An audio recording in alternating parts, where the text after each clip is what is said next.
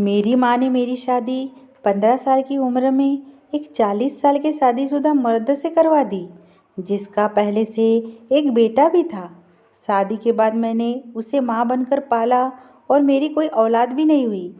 शादी के कुछ साल बाद मेरे पति काम के सिलसिले में शहर से बाहर गए। मेरे बेटे को अकेले सोने में डर लगता था। मैंने रात में उसे अपने साथ सुला लिया, पर उस रात जो उसने मेरे साथ किया वो सुनकर आपके रोंगटे खड़े हो जाएंगे। जिसे मैंने बच्चा समझकर पाला और बड़ा किया उसने मेरे साथ। मेरा नाम सुमन है। मेरी उम्र तकरीबन 15 साल की थी जब मेरी माँ ने मेरी शादी 40 साल की उम्र के शख्स से करवा दी। मैं इस शादी से नाखुश थी। एक तो मेरी उम्र बहुत कम थी और दूसरा वो आदमी मुझसे काफ़ी बड़ा था। मगर माँ के जिद के आगे मैं मजबूर हो गई। मैंने इस शादी से इनकार भी किया था, तो मेरी माँ ने मुझे धमकी दी, अगर तू ये शादी नहीं करेंगी तो मैं कुछ खाकर मर जाऊंगी। तेरे बाप ने मरने से पहले मुझसे वादा करवाया था कि तेरी शादी मैं जल्द से जल्द करवा दूँ। तेरे इनकार से तेरे बाप की आत्मा को शांति नहीं मिलेगी।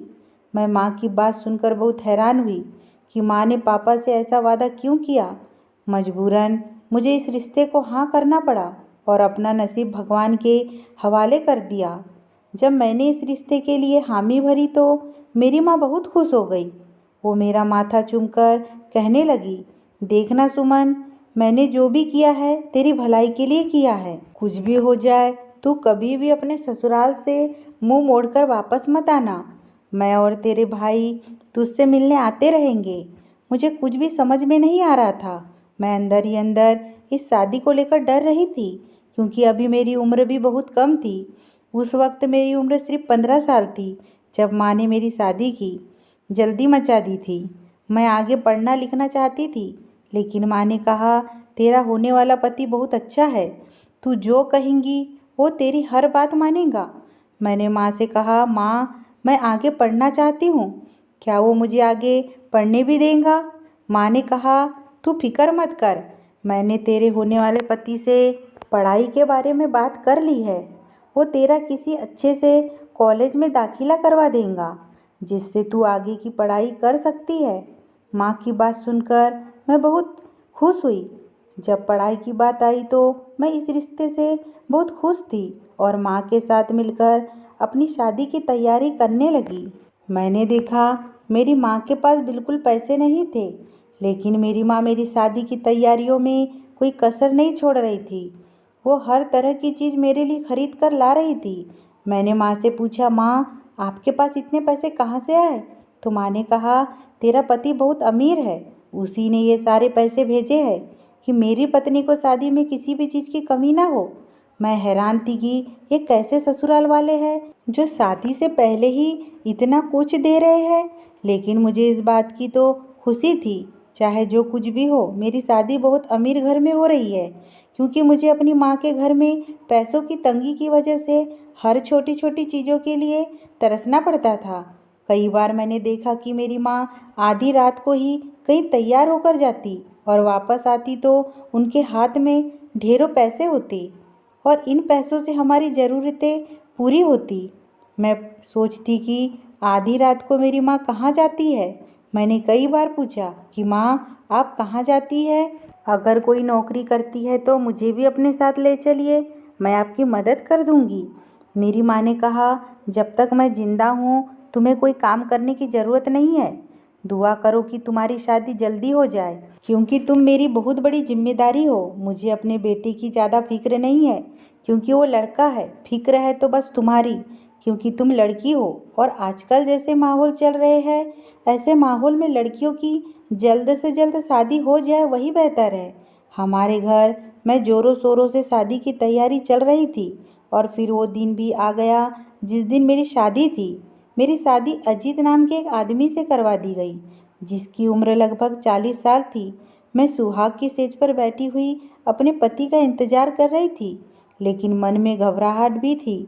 जब मेरे पति अजीत मेरे कमरे में आए तो वो मुझसे अजीब सी गुफ्तगू करने लगे। मैंने उनसे कहा, देखिए अभी मेरी उम्र बहुत कम है और दिमाग की तौर पर मैं इस रिश्ते के लिए तैयार नहीं।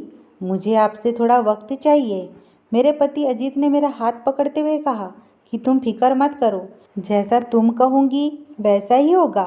मैंने तुम्हें उस जहन्नुम से छुटकारा दिलवाया है। उम्मीद करता हूँ कि तुम भी मुझे खुश रखोगी। मैंने उनसे कहा कि आप किस जहन्नुम की बात कर रहे हैं? यह आप क्या बोल रहे हैं? तो मेरे पति अजीत ने कहा कि तुम्हारी माँ एक तवायफ थी, वो जल्द ही तुम्हें भी कोठे पर ले जाती, जहाँ पर तुम्हारी ज़िंदगी जहन्नुम बन जाती। मैंने जब अपनी माँ की सच्चाई जानी तो मेरे होश उड़ गए। मुझे यकीन ही नहीं हो रहा था कि मेरी माँ एक तवायफ थी। मैंने भी अजीत की बात झूठ लाने की कोशिश की कि आपको कोई गलतफहमी हुई है। अजीत ने कहा, सुमन, मैं नहीं चाहता कि इस बारे में मैं तुमसे कोई बात करूं। बस तुम्हें मेरी बात का यकीन करना पड़ेगा कि तुम्हारी माँ एक तवायफ थी, क्योंकि मैं तुम्हें सच्चाई से रूबरू करवाना चाहता हूँ। तुम्हारी माँ तुम्हें भी कोठे पर ले जाकर धंधा करवाना चाहती थी। अजीत की बात सुनकर मैं बहुत ज़्यादा परेशान हो गई। मेरे हाथ ठंडे पड़ने लगे, क्योंकि अजीत ने मुझे हौसला दिया और कहा, तुम फिक्र मत करो, अब तुम मेरे साथ हो और तुम मेरे साथ बिल्कुल सुरक्षित हो। मैंने भगवान का शुक्रिया अदा किया कि उन्होंने मेरे साथ अच्छा किया कि मुझे इतना अच्छा पति मिल गया। लेकिन अभी भी मेरा दिल नहीं मान रहा था कि मेरी माँ एक तवायफ थी। कुछ देर बाद अजीत ने मुझसे कहा कि सुमन, मैं तुम्हें कुछ बताना चाहता हूँ। मुझे पता है कि तुम मुझे समझोगी। मैंने कहा, हाँ बताइए। मेरे पति अजीत ने कहा कि सुमन, मेरी पहले शादी से मेरा एक बेटा है जो अभी 4 साल का है। मैं चाहता हूँ कि तुम उसे माँ का प्यार दो, क्योंकि मेरी पहली पत्नी यानी उसकी माँ इस दुनिया में नहीं है। यह बात सुनकर मैं सन्न रह गई। अजीत पहले से शादीशुदा थे और उनका एक बेटा भी है। यह बात सुनकर मेरी आंखों से आंसू गिरने लगे। अजीत मेरे रोने की वजह जान चुके थे। उन्होंने मेरे आंसू पोंछते हुए कहा, जो होता है अच्छे के लिए होता है।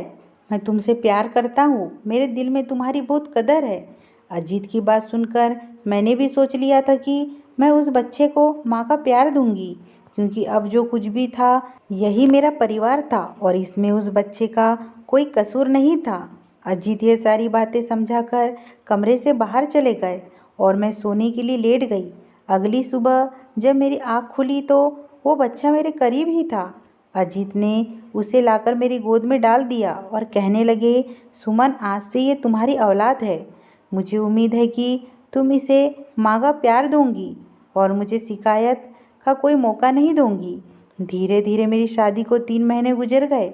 एक दिन मुझे पता चला कि मेरी माँ जिस जगह पर काम करती थी वहाँ पर पुलिस का छापा पड़ा है और मेरी माँ पुलिस की हिरासत में है।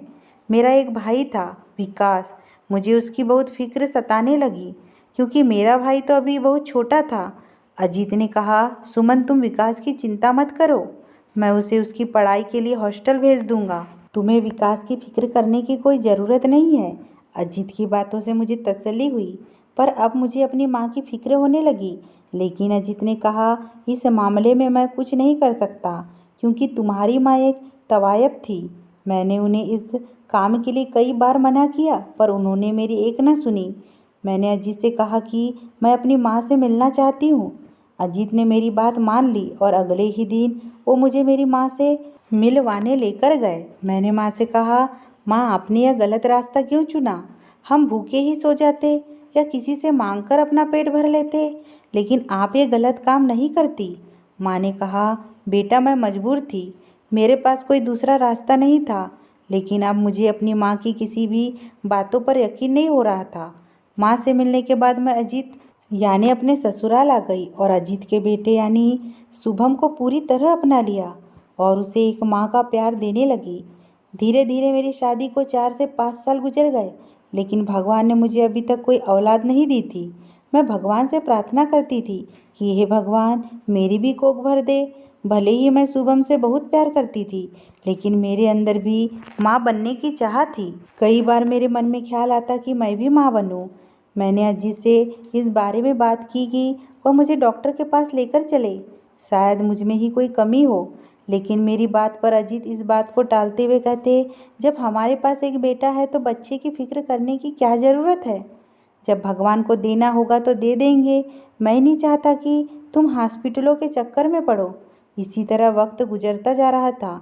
धीरे धीरे करके मेरी शादी को 8 साल हो गए। शुभम अब 12 साल का हो गया था। शुभम की पूरी जिम्मेदारी मेरे सर पर थी। मैं एक माँ की तरह उसका ख्याल करती थी। इन्हीं दिनों अजीत को काम के सिलसिले में किसी दूसरे शहर जाना पड़ा। मेरे बेटे शुभम को अकेले सोने से डर लगता था। अजीत ने मुझसे कहा कि मैं नहीं रहूँगा तो तुम शुभम को अपने पास सुला लेना या तुम ही उसके कमरे में चली जाना। मैंने अजीत से कहा कि आप बिल्कुल भी फिक्र ना करें, यह मेरा बेटा ही है। मुझे पता है कि मुझे क्या करना है और कैसे संभालना है। अजीत दूसरे शहर चले गए। घर में मैं और मेरा बेटा शुभम ही थे। मैंने शुभम को स्कूल भेजा और अपने काम में लग गई। शाम को शुभम जब वापस आया तो मैंने उसे खाने दिया। कुछ देर बाद रात हो गई। रात का खाना खाने के बाद मैंने शुभम से कहा, बेटा जाकर अपने कमरे में सो जाओ। शुभम सोने के लिए चला गया और मैं टीवी हॉल में बैठकर टीवी देख रही थी कि मुझे महसूस हुआ कि दरवाजे पर किसी ने दस्तक दी है। मैंने जाकर देखा तो दरवाजे पर कोई नहीं था। मैंने टीवी बंद किया और अपने कमरे में सोने के लिए चली गई। शुभम अपने कमरे में सोया था। अभी थोड़ी ही देर हुआ था कि मुझे उसके रोने की आवाज़ आई। मैं जल्दी से उसके कमरे में गई तो वो रो रहा था। मैंने शुभम से पूछा, शुभम बेटा आपको क्या हुआ है? आप इस तरह रो क्यों रहे हैं? शुभम ने कहा, माँ मुझे डर लग रहा है।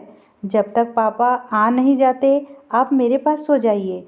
मैंने कहा, आपको परेशान होने की कोई ज़रूरत नहीं, मैं हूँ ना, आज मैं आपके साथ सो जाऊँगी। मैंने उसे थोड़ी सी तसल्ली दी और उसके साथ लेट गई। अभी शुभम के पास सोए हुए मुझे कुछ ही देर हुआ था कि मेरे होश उड़ गए। कुछ लोग अचानक हमारे घर पर हमला किए और कमरे में आकर शुभम को ले जाने लगे। मैं जी जान लगाकर उन लोगों से लड़ रही थी। उनके साथ एक औरत भी थी। शुभम की भी आँख खुल गई और वो मेरे पीछे आकर खड़ा हो गया और बार बार कह रहा था, माँ यह लोग कौन है?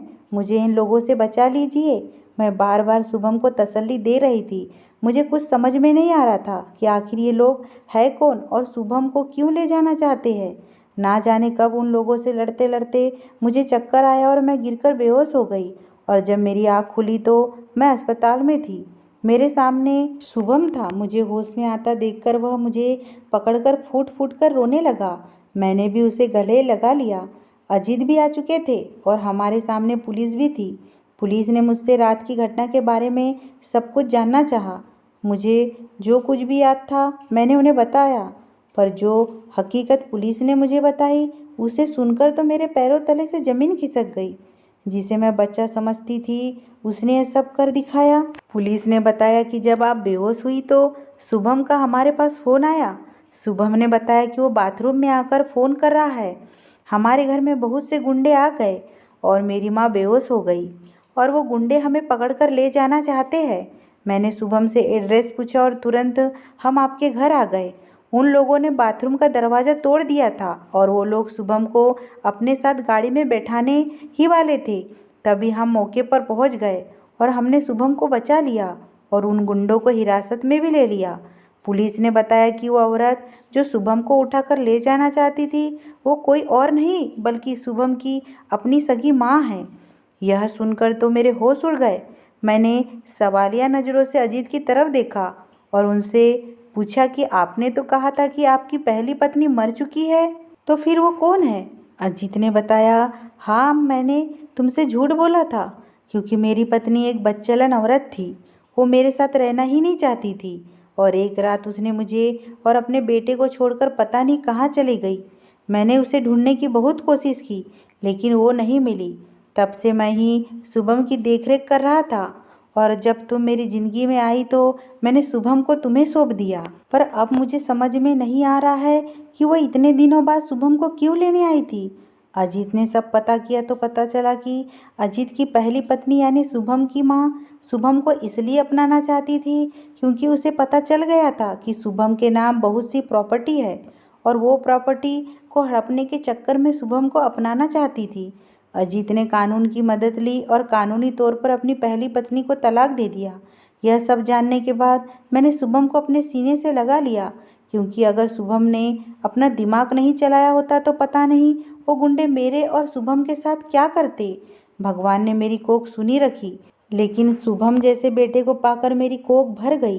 धीरे धीरे करके शुभम अब बड़ा हो गया है और एक सॉफ्टवेयर कंपनी में इंजीनियर है और मेरे और अपने पापा में उसकी जान बसती है। कुछ दिन बाद एक अच्छी सी लड़की देखकर मैंने उसकी शादी करवा दी।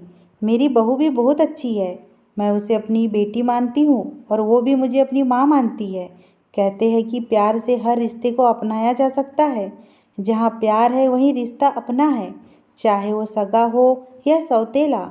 अगर ये कहानी पसंद आई हो दोस्तों तो प्लीज़ मेरे चैनल को सब्सक्राइब कीजिए, लाइक कीजिए।